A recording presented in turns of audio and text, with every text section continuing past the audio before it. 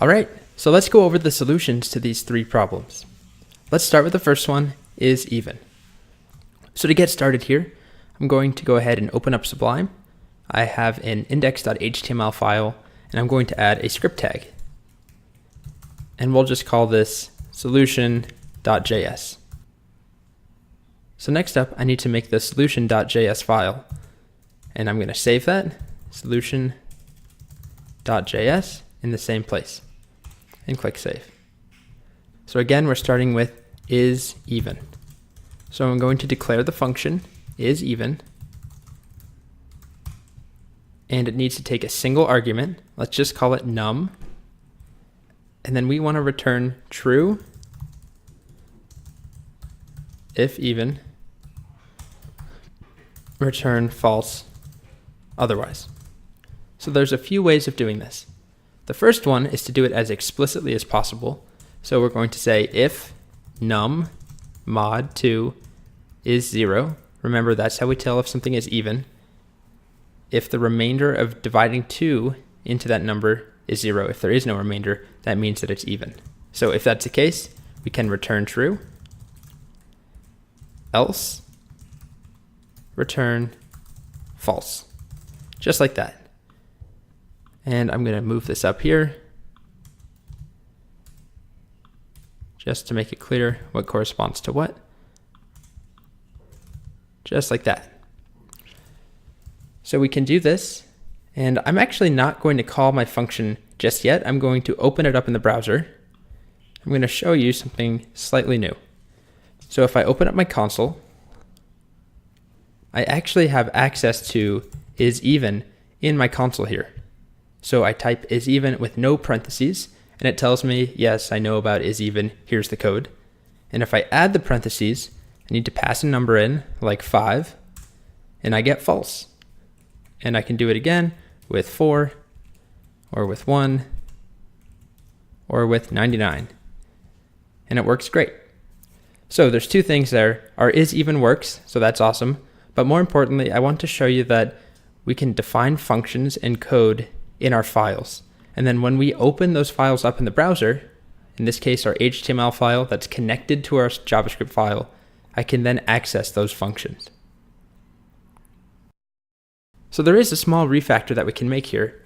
I'm going to copy this code, comment it all out, and I'm going to shorten this up. So I'm just going to show you the solution first, and then we'll go over how it works. So this is substantially shorter.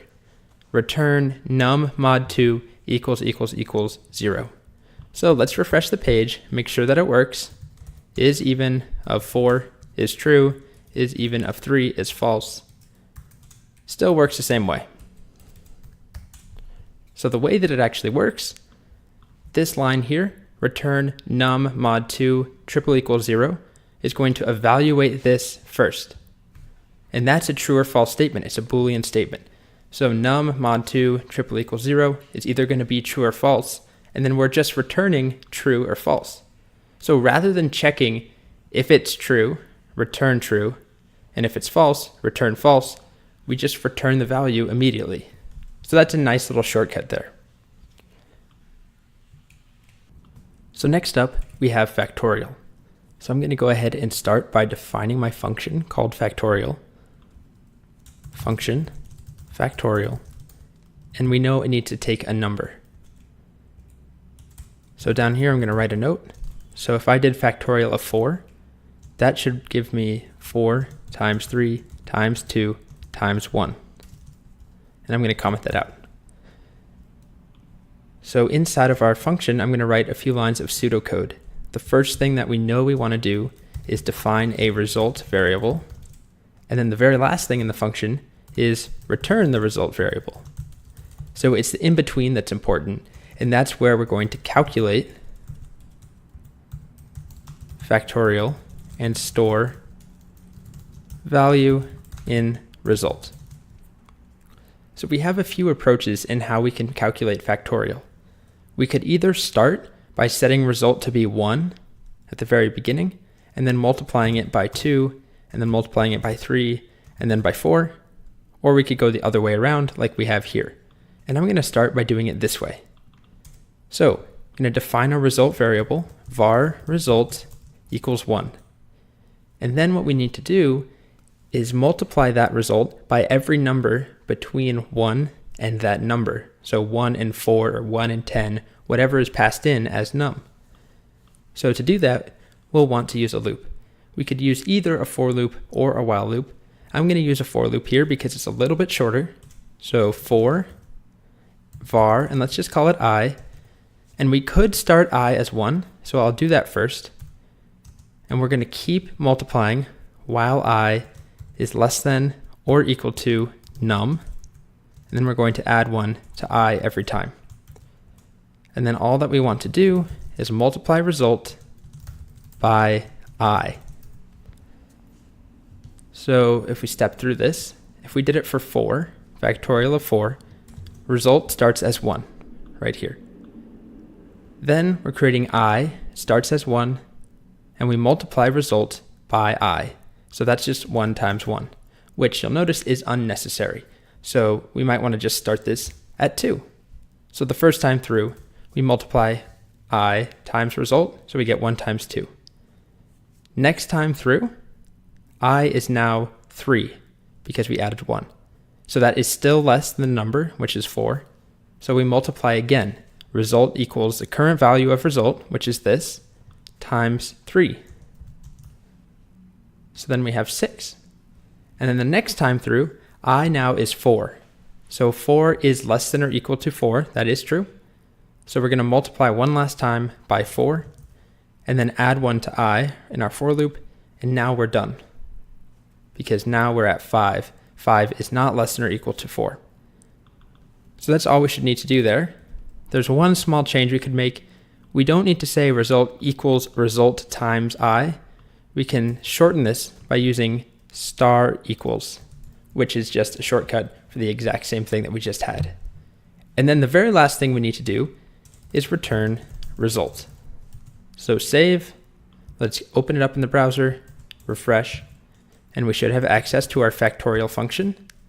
Let's try factorial of 3, and we get 6. How about factorial of 4? Or 10, which is 362,000, or 3,628,800, which is what we got over here as the solution to factorial of 10. And then let's try it out, factorial of 0. And we get 1. So it works perfectly. So that's all we need to do for factorial. As I mentioned, you could do this in the other direction, where we start with result equal to number and we work backwards. And that would be a very simple modification. Basically, we would change this to be num, and then we would start here at 1 below num, while I is greater than or equal to 1, I minus minus. So we're starting, result is 4, and then we're going to multiply by 1 less than the result, which is 3, and then subtract 1. So multiply by 2, and then multiply by 1, and then we're done. So that one definitely works as well. The only issue that we could run into, if we refresh, let's try this, factorial of 3, it gives us 6, 5 gives us 120, and 0 gives us 0. So there is a problem there, because when we start it this way, result is equal to num. If we pass in 0, we're starting result as 0. And then we're done. We're not multiplying 0 by anything, and even if we did, it would still be 0. So the solution to that is we could have a simple if statement in here.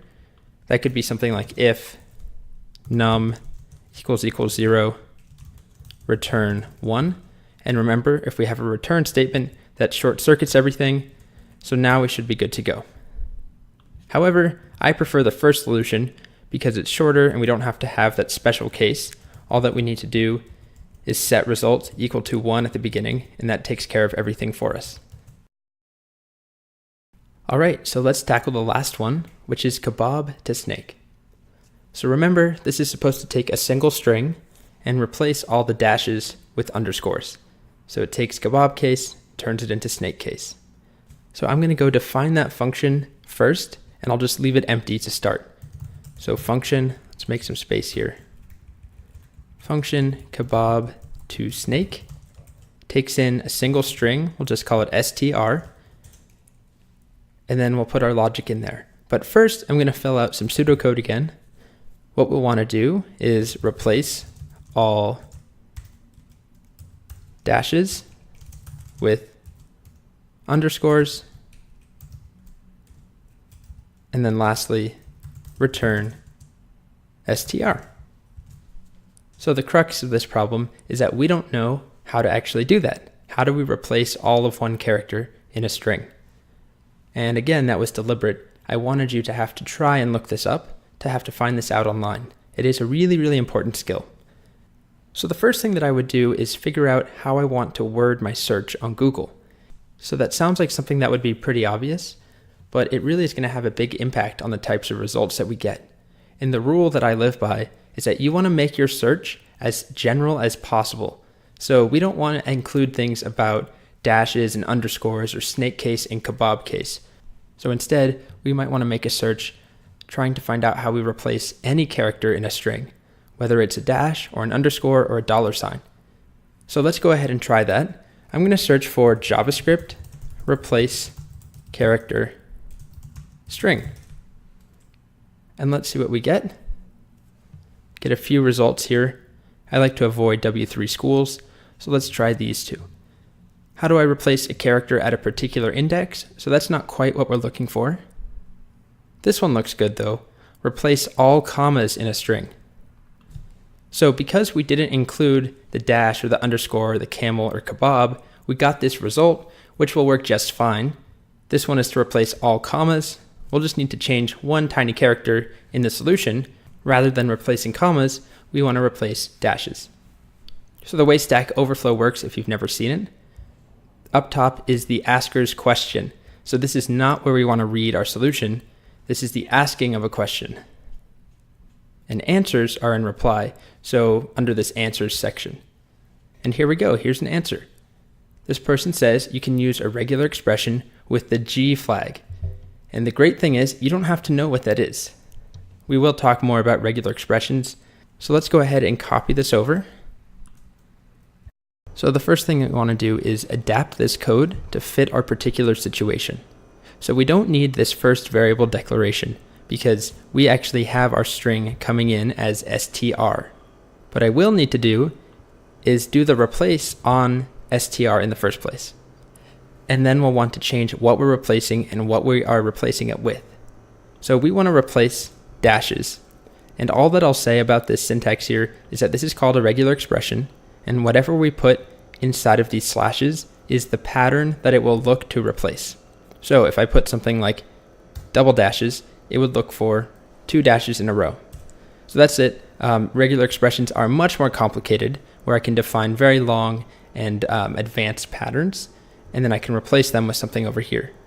So then we need to update what we're replacing the dash with, which is just an underscore.